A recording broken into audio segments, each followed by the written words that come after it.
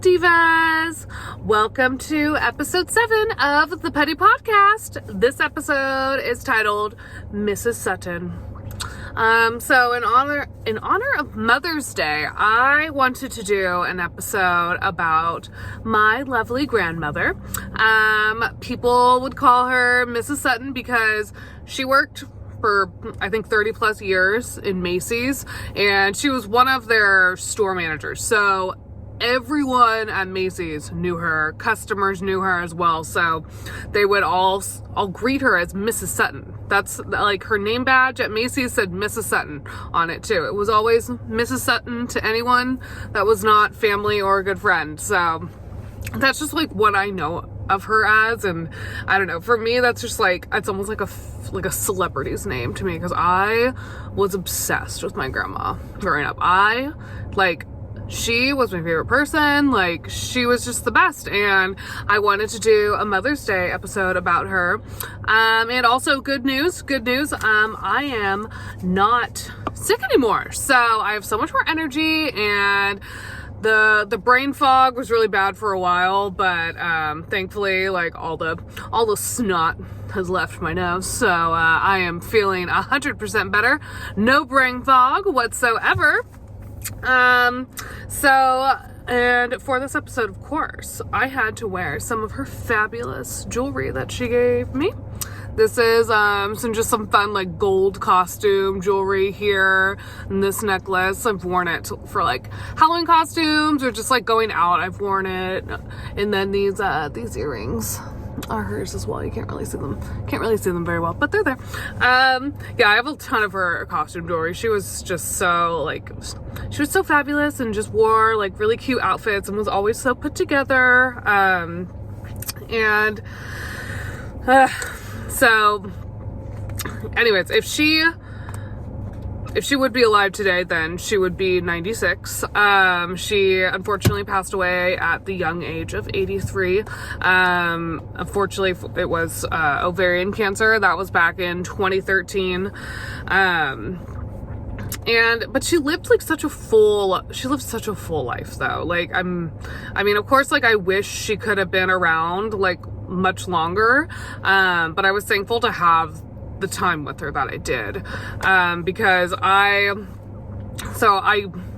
lived with my family in Hayward and went to school in Castro Valley, but I was over in San Mateo half the week, Thursday through Sunday, because my mom worked part-time. She worked at Macy's as well. They both worked together, and actually at one point the three of us all worked at the same Macy's at the same time, because I was a seasonal employee during Christmas, so we all worked at the same time, and I felt like I was royalty walking into Macy's because my grandma was Mrs. Sutton and my mom worked in the bridal department. So that was, there's a photo of the three of us, like the first day that I worked. And so, I have to find that photo because that's such a great photo of all of us dressed up, working at Macy's together. And yeah, it was just great. Like, she was just a great grandmother to have. Such a great person, just a firecracker of a person, always was thinking of others over herself. Just very, she volunteered her time so much to just like help other people. She helped a lot of people through the Methodist Church, but then like just her friends in general. Like, she was just the greatest friend ever. Like, she had so many friends. Like, I remember on holidays or birthdays, like the fireplace mantle would have like at least 20 cards, just like greeting cards, thank you cards, holiday cards, birthday cards, like whatever, like just lining the whole entire fireplace at the house that she lived at in San Mateo, which actually, once she passed away, I was able to live at this house. So this house means a lot to me, and it's still in my family. And so it's because I moved out of Hayward when I was in high school, and so like I don't really have that house anymore as a childhood home, but I think of the house in San Mateo as my true childhood home. And I spent so much time there, half the week, and just spending time with her and my grandpa. And he passed away in 2008 when I was a freshman in high school, and then she passed away in 2013, and then my other two grandparents on my dad's side, they passed away in 2015 and 2016. So in those early 2010 years, like that was just like a really hard time for my family, because there was a lot of loss during that time. But I don't want to focus on that. I want to talk about, my grandma and how she was so great, and just tell stories about her and just share like who she was. Just like, this is like an episode that I'm dedicating to her. And so she was born in 1930 in Ohio. She was a little Midwestern girl, and she was born in February, so she was an Aquarius, and definitely like fits like the Aquarius qualities, like, very like community focused, always about, thinking more about the group, was definitely more of like an independent thinker. And, kind of like she did her own thing, but didn't do her own thing in a selfish way, did her own thing in a very selfless way. And, she met my grandpa when she moved. I think when she was like 17, 18, she moved to Salt Lake City with her older sister, and that's where she met my grandpa, at a bar. And then they moved to California eventually. So my mom was born in Salt Lake City, but then when she was very young, they moved to San Mateo very, very shortly after. And so it's kind of, my grandpa was from Gilroy, and then my other two grandparents on my dad's side, they were born in San Francisco and in Alameda. So it's crazy how deep my family roots are in the Bay Area. Only one of my grandparents isn't from like Northern California. So which I think that's just something you don't really hear about anymore, just because, so many people move out of this area because it's so crazy expensive. But that's the reason why I live in Santa Rosa now, which I don't think Sonoma County is technically Bay Area, but it's still very much Bay Area pricing. It's very expensive up here too. And I just don't want to leave. Like, this is home for me. It just feels like where I'm supposed to stay. I could end up in another city, but I would like to stay in the Bay Area. So I definitely still need to keep a J job, because it is expensive here, unlike a lot of other areas in this country. So her first name, so we know her last name, Mrs. Sutton. Her first name's Mary Jane, which I love that name. I love weed, but obviously when I was a kid, I didn't know Mary Jane meant weed. So if I do have a daughter one day, I will definitely be naming her Mary Jane. And even if I have a son, because I'm only having one kid. If I have a kid, it's just gonna be one. And if I have a son, his name's gonna be MJ. It's gonna be named after grandma, a very legendary woman. So you should be happy about that. And just like growing up at the house, like I had so many great memories. All my extended family lived in San Mateo too, so I was just there a lot. Like I grew up in San Mateo as well as Castro Valley, and my cousin would come over a lot. She wasn't blood related to my grandmother. She's on my dad's side, but she would come over all the time, and we would just play. We'd play Barbies. When we got a little bit older, we'd play Bratz dolls. Watch movies, watch Free Willy on VHS, sit in the chair, my grandpa's big recliner chair. We were both so small, like we could fit in it together, and we just watched movies, or like SpongeBob. And then the backyard, we would like dig up worms and stuff out there, or we would take our scooters and ride them around the neighborhood. It was a very safe neighborhood, and drive, you know, ride them to the park and go to the park with grandma. And like she would just let us do her thing, but it was just so fun to be at that house. And she would always have like the best snacks, you know. She had these beautiful like Waterford crystal bowls like on her coffee table, and she would fill them with like little like chocolates and like other little cute like candies that are all wrapped up, you know, for guests when they would come over. And like people would stop by all the time at my grandma's house. It was always like totally normal, like, oh, grandma has a friend over, and then she would crack out the Chardonnay, and then they would all just yap for hours, and just with their glass of Chardonnay. That was her favorite. Her actual like her nice wine was Kendall Jackson Chardonnay. That was her favorite. So I always just have like a special place in my heart for Kendall Jackson Chardonnay, just because like, oh, that was my grandma's favorite. And that's one thing I wish I could do with her. Like if I had a wish to do for anything in the world, it would be to sit down and enjoy a glass of Chardonnay with my grandma, because I never got to do that. I tasted some of her Chardonnay when I was a kid, and I did not like it. I thought that I just like as a kid, like, no, alcohol tastes so bad. So I would try hers, and I knew I didn't like Chardonnay, but you know, obviously now I do. I like a lot of wine because I work in the industry. And it's just funny. Like, I just wish I could do that. I wish I could sit down and catch up with her. And I wish that, you know, it's obviously like super unfortunate she passed away when I was just before I turned 21. But again, like, I had so many like good just memories of her. And, you know, a lot of them were just being at her house, enjoying like time with her, whether that was helping her bake like a lemon pound cake, and I would help, you know, make the icing, or make a pumpkin pie during the holiday season. You know, and I would always like dig my finger in it. And she would always tell me not to eat the raw batter or anything because the eggs would make me sick. I never got sick, but I think she just didn't want me to do that. And then also, like, you know, she would have all these Sunday night dinners, and you know, after my mom would come home from Macy's, you know, we'd all sit around the table in the living room and enjoy dinner together, and you know, she'd make all these like big meals, and it was just nothing to her.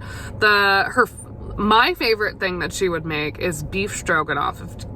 It's, oh my god, beef stroganoff, chef's kiss, with like the little egg noodles, and you just, you know, you have like the ground beef, and then, you know, I think you'd put like cream of mushroom, yeah, it was cream of mushroom soup in it, some sour cream, like, oh my god, it was so good.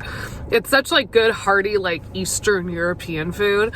And then her famous her jello salad, which had like the fruit cocktail in it, the little mandarin oranges, and also a super Midwestern thing that I grew up with was ambrosia.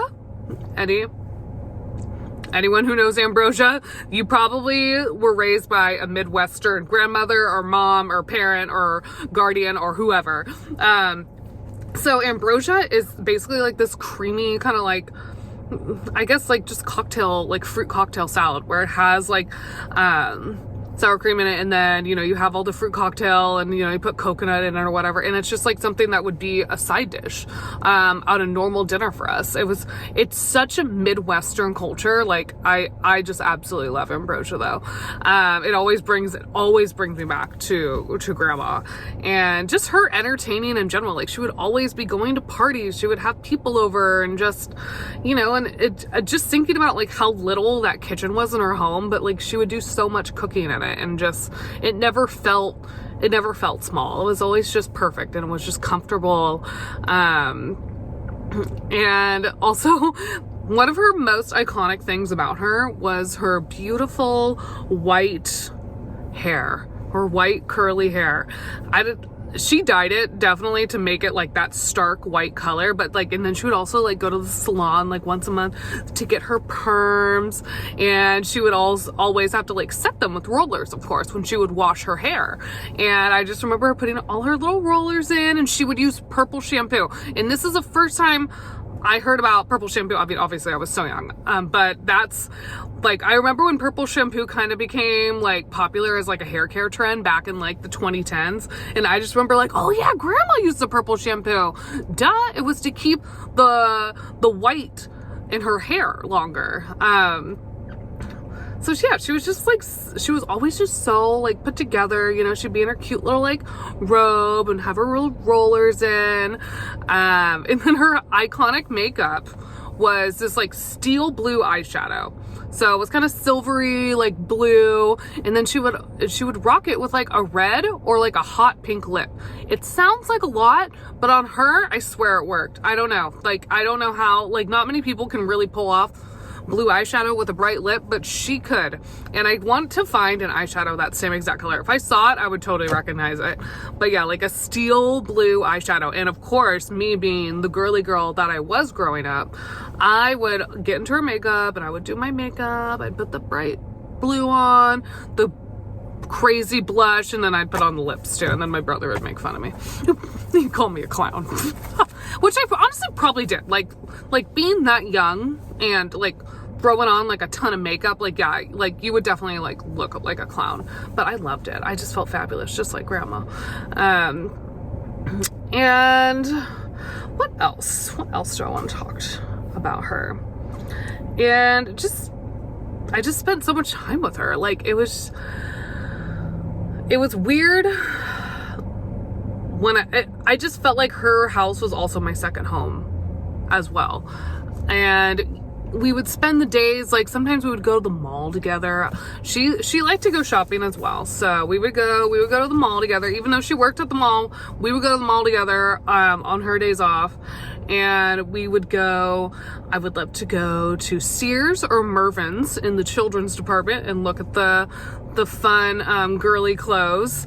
And also, where else would I like to go in the mall? This is at the Hillsdale Mall in San Mateo. So this is like classic Hillsdale Mall. Now it doesn't look the same, and I think they're gonna tear it down. So yeah, the Sears or Mervyn's in Hillsdale Mall. None of these stores are here anymore at this mall, by the way. The Discovery Channel store, where they would have all like the cool like nature and like science things. And then the Disney store. The Disney store was the grand finale because I loved the Disney store. I just remember like the big mound of stuffed animals like in the center of the store with all the different like Disney characters, and they would always be playing like clips of like the movies in the background, and they would just have all this like super fun stuff that I would spend probably like at least an hour in there just looking around. I never really got too much, but I would always like, I just loved looking at stuff. And then we would go to Burger King in the mall because I loved their chicken nuggets and they were one of the only fast food places that had the onion rings. And then when I got older, I would, she would take me to, not P.F. Chang's, Panda Express, because I loved pot stickers when I was a kid. My cousin, again, another thing my cousin got me hooked onto was pot stickers. I was like obsessed with the pot stickers at Panda Express when I was a kid. Like when we would get Chinese takeout from a different place, I'd be like, well, can we get the pot stickers from Panda Express? Because they were so good. Oh gosh. And one of my favorite stories about her is, so we would always go on family trips like almost every year, which was a lot. And you know, we'd go to Disneyland a lot. You know, we wouldn't fly down, we would like rent a van, and then we'd all drive down together. And this one time I don't know whose idea this was, how this idea got in her head, but we took her on Space Mountain one year. I think I was probably in middle school at this time. Yeah, because I was definitely in middle school because my grandpa was still alive. So yeah, I had to be in middle school, and somehow grandma decided she wanted to go on to Space Mountain. And so I sat in the cart next to her, and the whole time, like, I wasn't worried about her. I mean, I can't see her. It's like Space Mountain, it's dark. And I just kept checking in on her. I'm like, you doing okay, grandma? You doing okay? And then I'd like scream my head off, and then like a couple seconds later I'd be like, you doing okay, grandma? And when we got off, she was like, oh my gosh, Margot, if you didn't do that, I would have passed out. So just be careful when you take, you know, senior citizens onto fast rides because it was just a little too much for her. She was fine, you know, we sat her down, gave her some water, she was okay, but I mean, she flat out told me, she's like, Marga, if it wasn't for you, I would have passed out. So, I mean, which is funny because, like, I was so young, like, I didn't know, like, she was, you know, going through so much turmoil on Space Mountain, but I'm glad I was there to help her out, though.